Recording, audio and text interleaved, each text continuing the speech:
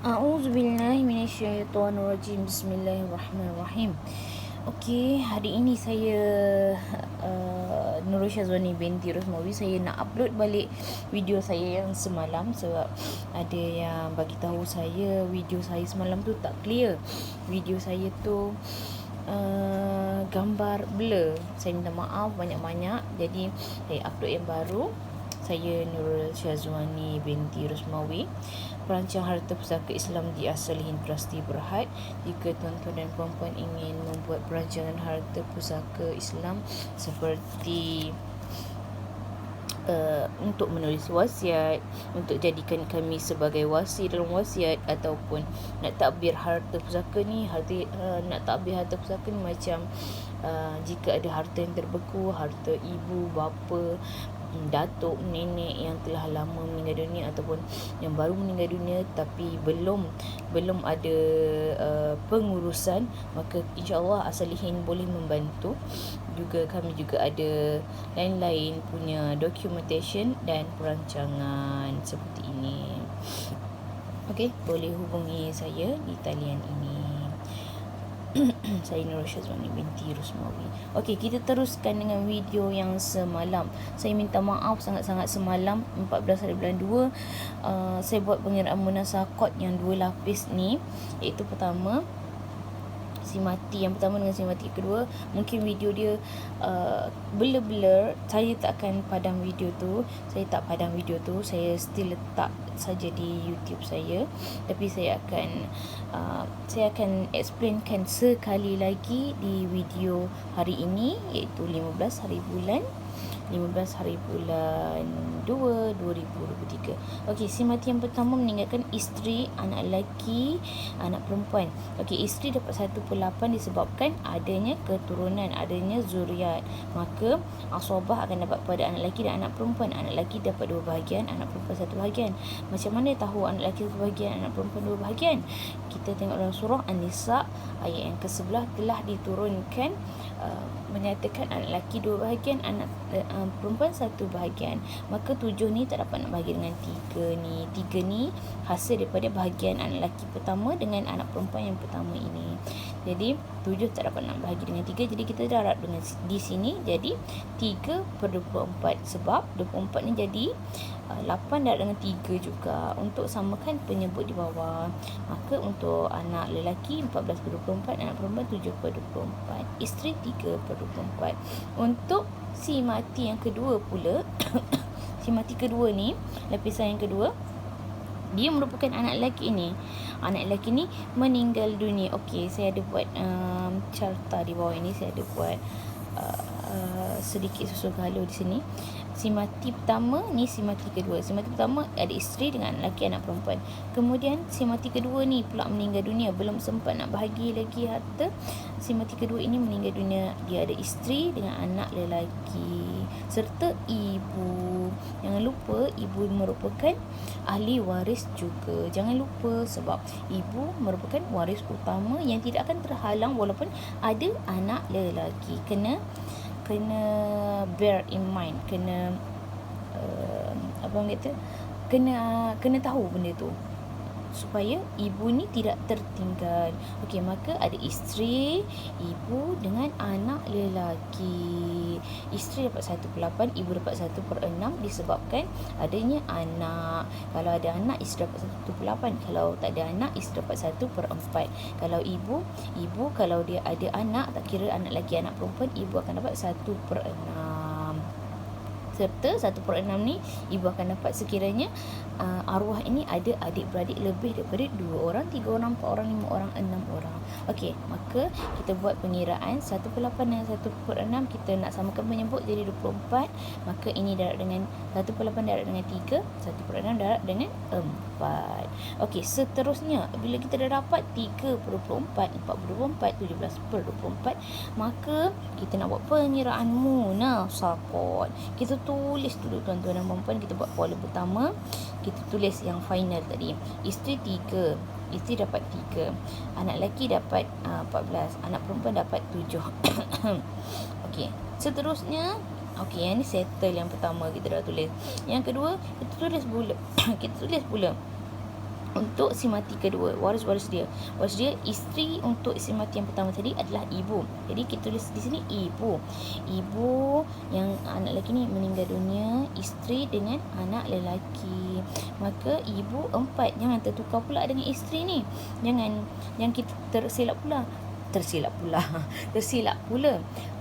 Mungkin kita kadang-kadang kita nak buat pengiraan ni, nak buat pengiraan munasaqat ni, nak buat pengiraan faraid pun ada kalanya kita tertinggal, kita tersilap. Itu adalah lumrah untuk kita sebagai manusia. Tapi kita boleh cek, insya-Allah kita boleh cek, kita boleh tanya pakar-pakar faraid yang lebih tinggi ilmunya, insya-Allah. Okey, ibu dapat 4. Lepas tu isteri dapat 3. Tengok di sini.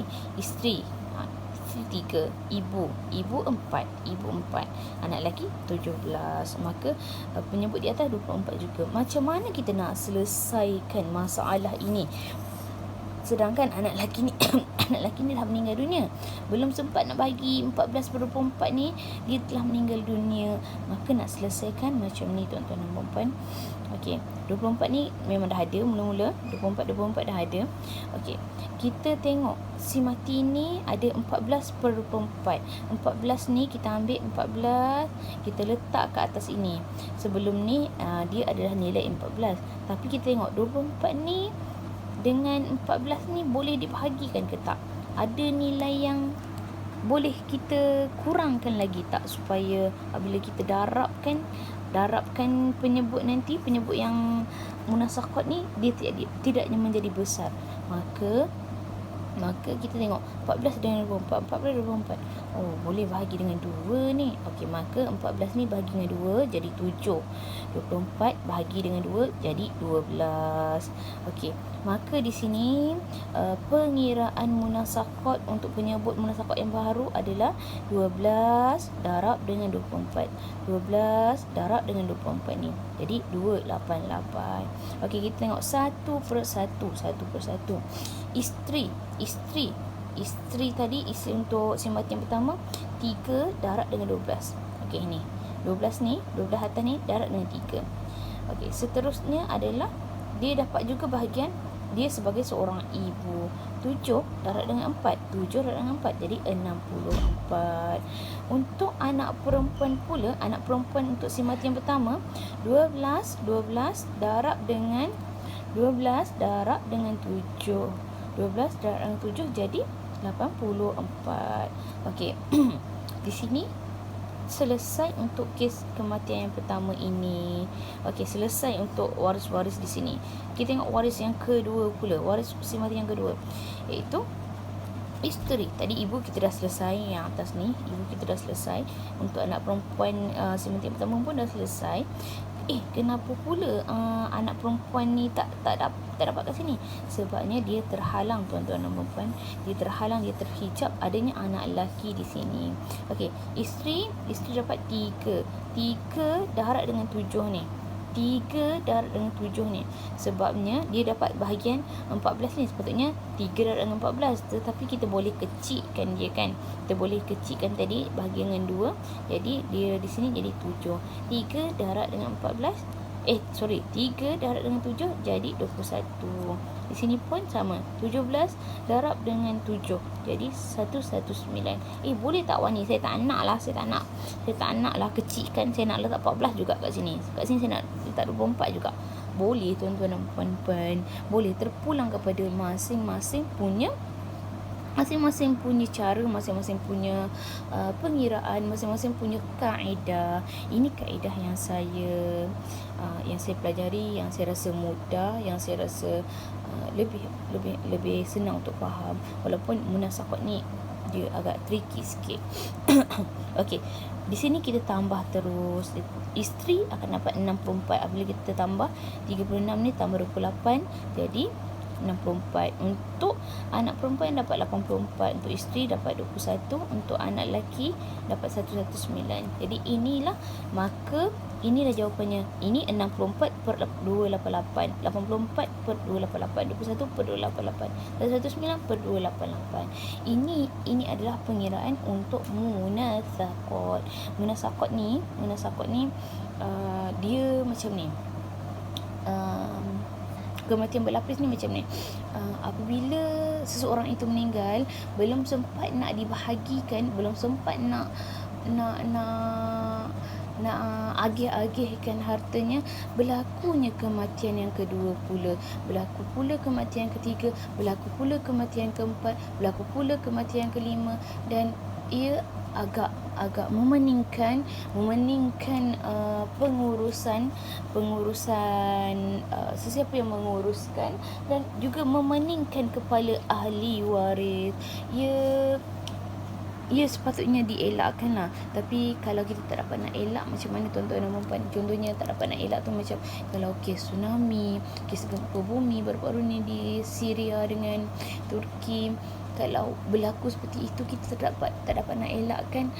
Itu dah ditakdirkan oleh Allah. Tapi kalau kita sebagai manusia ni, kita dah berlaku kematian pertama, kita terus settlekan bahagian si mati yang pertama dulu. Sebab kalau nak settle kematian yang pertama, kedua, ketiga, keempat, kelima, na'udzubillah min zalik, harap-harap tidak berlaku pada keluarga kita. Kalau nak settlekan itu, kos dia tinggi tuan-tuan dan puan-puan. Kos dia tinggi. Nak cari ahli waris lagi. Ahli waris yang pertama ni contohlah, ni ahli waris ni sikit je ni. Isteri, anak lelaki ada seorang, anak perempuan ada seorang. Kalau ada anak lelaki 5 orang, anak perempuan 7 orang, dah 12 orang, campur dengan isteri 13 orang. Katakanlah yang ni pula, katakanlah anak lelaki yang pertama meninggal, anak lelaki dia ada isteri berapa orang? Contoh ni contoh je. Katakanlah ada isteri 2 orang. Lepas tu isteri pertama ada berapa orang anak? Isteri kedua ada berapa orang anak? Lepas tu ada ibu, ada bapa, ada anak lelaki berapa orang lagi? Anak perempuan berapa orang lagi? Jadi benda tu akan menjadi ahli waris menjadi fed up. Ahli waris akan menjadi bosan. Apabila berlakunya kematian berlapis-lapis ni, tak semua ahli waris akan bagi kerjasama yang baik. Tak semua ahli waris akan membantu, saling bantu-bantu. Oh tak apalah, kita guna duit kita, dahulu untuk pergi JPJ ke, kita guna duit tol ni pergi JPJ, kita guna duit ni untuk untuk apa?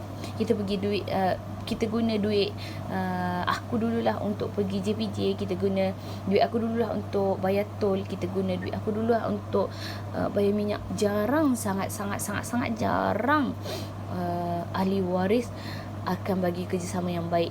Kalau ada seorang tu, kalau dia yang ke hulu ke hilir, tapi orang lain hanya tadah tangan, mesti akan berlaku pergaduhan. Macam semalam pun ada satu pergaduhan, ada satu kes yang berlaku pergaduhan antara adik-beradik lah. Antara adik-beradik. Jadi saya menyeru di sini supaya tuan-tuan dan puan-puan elakkan kematian berlapis ini, elakkan munasaqat ini, supaya dipermudahkan. Apabila ada kematian yang pertama, terus settlekan terus. Jika tuan-tuan tak tahu, boleh tanya kami, boleh hubungi kami, tak ada masalah, insya-Allah. Kami sedia membantu dengan syarat semua dokumen ada, semua sijil kematian, IC semua ahli waris, geran tanah ke, geran rumah ke, ataupun JPJ punya kereta nak tukar nama kepada JPJ Lepas tu akaun bank semua, tabung haji, ASB, semua ada. InsyaAllah kami dapat membantu. Kalau dokumen tak ada, kami pun tak dapat nak buat kerja. Kena ada dokumen juga. Okey, untuk hari ini setakat ini dahulu. Semoga video ini terang. Semoga video ini jelas untuk tuan-tuan dan puan-puan, dan tulisannya tak blur seperti semalam. Okey, untuk hari ini setakat ini dahulu. Assalamualaikum warahmatullahi wabarakatuh.